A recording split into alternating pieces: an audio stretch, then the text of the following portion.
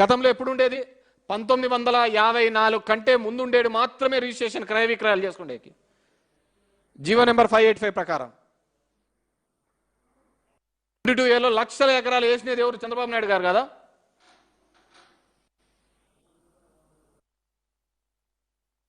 చంద్రబాబే కదా. దాన్ని 2016లో వేసినది చంద్రబాబు నాయుడే. 2018లో జీవో ఇచ్చినాడు చంద్రబాబు నాయుడు గారు ఏమని? 1954 తర్వాత ఉండేటివన్నీ డిలీట్ చేయాలని. కానీ కాలేదే. కానీ జగన్మోహన్ రెడ్డి గారు ఒక 4 అడుగులు ముందు వేసి ఇచ్చినాడు. 20 అడుగులు సాగులు ఉంటే మేము ఇచ్చిన 31 లక్షల పట్టాలకయ్యా 10 సంవత్సరాల తర్వాత అమ్ముకోవచ్చు అని చెప్పించినారు. 31 లక్షల పట్టాలకు 10 సంవత్సరాల తర్వాత నువ్వు సేలబుల్ రైట్స్ ఇచ్చినారు. అలాంటిది జగన్మోహన్ రెడ్డి నీ భూములన్నీ కాజేస్తాడు. ఎవరు కాజేస్తున్నట్టు? నీకు అమ్మేదానికి కొనేదానికి ఒక రైట్ హక్కును కల్పించి ఒక చట్టం తీసుకొని వచ్చిన జగన్మోహన్ రెడ్డి మీ పట్టా ల్యాండ్ సొంత ల్యాండ్ను కాజేస్తామంటే ఎలా నమ్మినారు? ఎందుకు నమ్మరు అంటే చంద్రబాబు నాయుడు గారు చేసే మ్యానిపులేషన్ ఆ విధంగా ఉంటుంది. ఒక నేరేటివ్ని బిల్డప్ చేయడం, కింది నుంచి అదే. సాయి ప్రసాద్ కదా రోజు సీసీఎల్ఏ ఉండేది, కాబోయే సిఎస్ అంటారు, చంద్రబాబు బంధువు అంటాడు. ఆ రోజు చీఫ్ సెక్రటరీ సీసీఎల్ఏగా ఉండేది ఎవరు? సాయి ప్రసాద్ కదా. ఆయన కాదా ఇవన్నీ రూపొందించినది? ఎలా బౌండరీస్ ఉండాలి, ఏ విధంగా ఉండాలని చెప్పి మా కర్మ అంతే. ఈరోజు ప్రతి ఒక్కరితోనూ కూడా అది తెలుసుకుంటున్నారు. నేను అదే అనేది, ప్రజలు తెలుసుకుంటున్నారు. మార్పు ఖచ్చితంగా మొదలైంది. ఆ మార్పు ఖచ్చితంగా కూటమి వినాశనానికి ఉంటుంది. రాబో రోజులలో ఇంకా జనాలకు ఎవరు తెలియజేస్తున్నారు ఏది మంచి ఏది చెడు అంటే అది చంద్రబాబు నాయుడు, తెలుగుదేశం పార్టీనే తెలియజేస్తుంది. ఎందుకంటే మీరు కొత్తగా చేయటంలే, మాది మీరు కొట్టేలా క్రెడిట్ తీసుకోవాలనే ప్రయత్నం చేస్తున్నారు కాబట్టి జనాలకు తెలిసిపోతుంది. ఇంకా రేపమన్నాడు కొన్ని ఇవన్నీ వస్తాయి కదా, రిపోర్ట్స్ వచ్చిన తర్వాత తెలుస్తా అంట. దానిలో కూడా లడ్డు వ్యవహారంలో కూడా ఎవరికైనా కొద్దిగా కామన్ సెన్స్ ఉందా? దేవుడి గురించి ఈ హిందూ సమాజంలో అక్కడ ఏం జరిగిందో తెలియక, ఆ రిపోర్ట్ ఏ విధంగా ఉందో తెలియదు, అక్కడ ఏం జరిగిందో తెలియదు, ఆ లడ్డులో ఏం కలిపారో తెలియదు.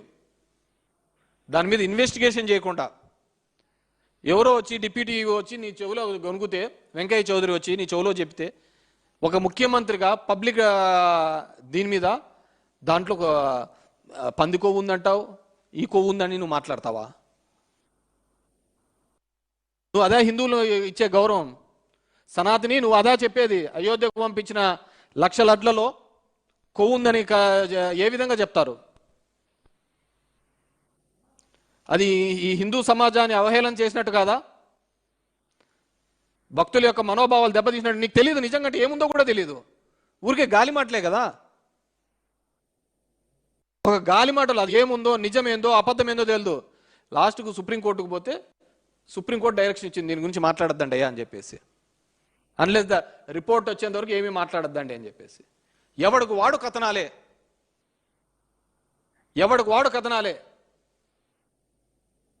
ట్రైన్లు వేసుకొని వచ్చినారు, యాడికి పోయినారు ఇప్పుడు అడ్రస్ లేదు వాళ్ళు.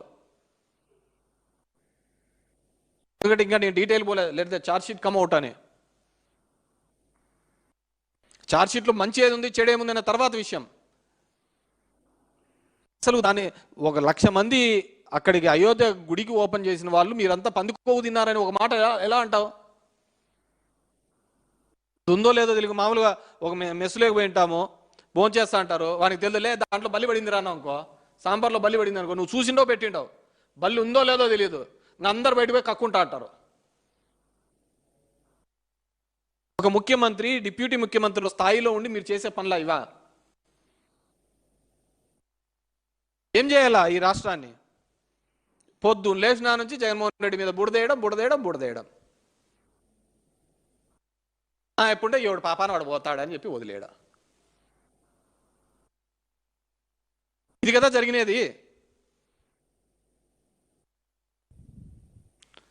సో ఖచ్చితంగా అన్ని ప్రాంతాలు మీరు తీసుకుంటున్న ప్రతి రూపాయి కూడా ఈ ఆంధ్రప్రదేశ్ ప్రజలు కట్టిన పన్నుల రూపంలో వచ్చినదే, మళ్ళీ మీరు చేసిన అప్పు కూడా ఆంధ్రప్రదేశ్ జనాల మీదే పడుతుంది.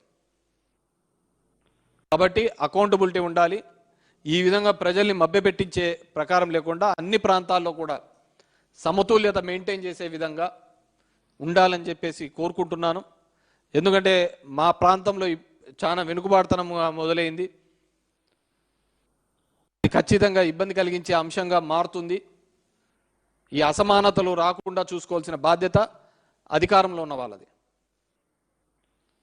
ఆ విధంగా ముందుకు పోవాలని చెప్పేసి కోరుకుంటున్నా. Thank you.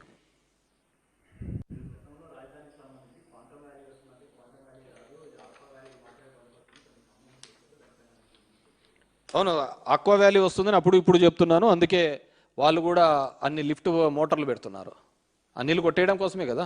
If everything is బాగుంటే మోటార్లు ఎందుకు కొడతా అంటారు?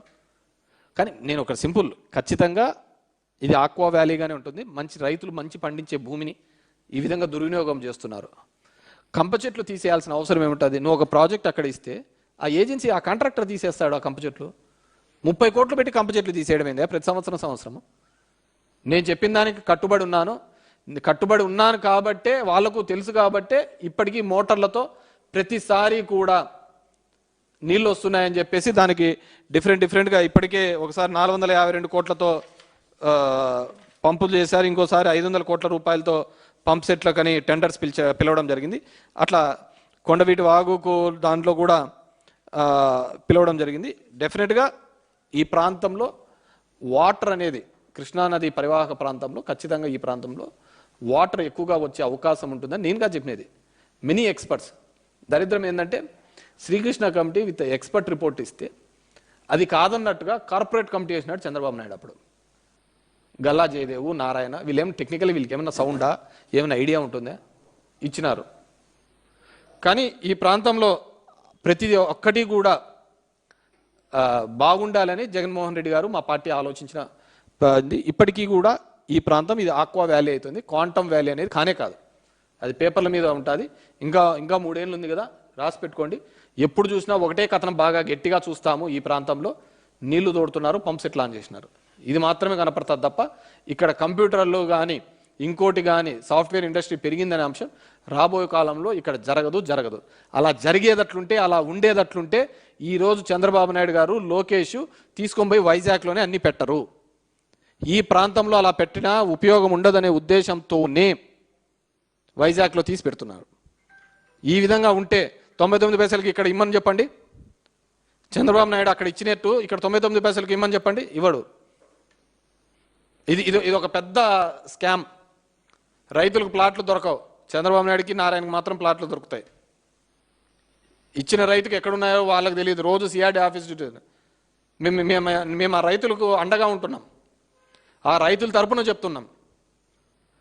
మీరు మొదటి విడతలో ఏమనుకున్నారో అది ముందు పూర్తి చేయండి. దాని మీద నమ్మకం కలిగితే రెండో విడతలేక మిగతా వాళ్ళు వస్తా అంటారు. జస్ట్ ఈ గ్రాఫిక్స్ ప్రపంచంతో ఇంగన్నాలను మోసం చేస్తారు. Thank you. ఎనీ వాలర్స్?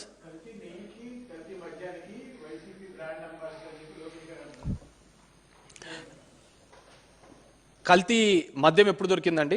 నేను సింపుల్ థింగ్, గవర్నమెంటే లిక్కర్ అమ్ముతూ ఉంటే, గవర్నమెంటే ఇది చేస్తూ ఉంటే